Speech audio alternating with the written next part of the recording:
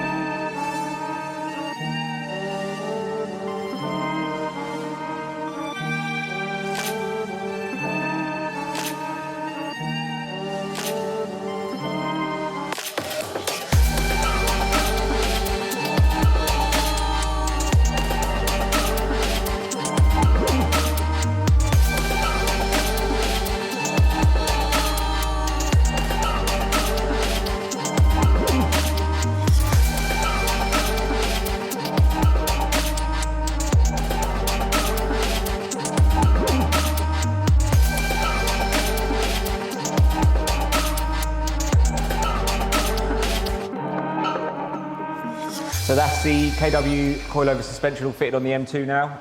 I took it out to make sure it is all good. I've come back, I've done the full alignment on it, so I've adjusted the rear toe, the rear camber, the front toe and the front camber. Now I've put a track spec on the car because obviously the customer will be using it for track days as well. I've not gone too aggressive because obviously he uses it as a daily driver as well. So it's all done, it's all finished, it's all complete. Let's see if the customer likes it.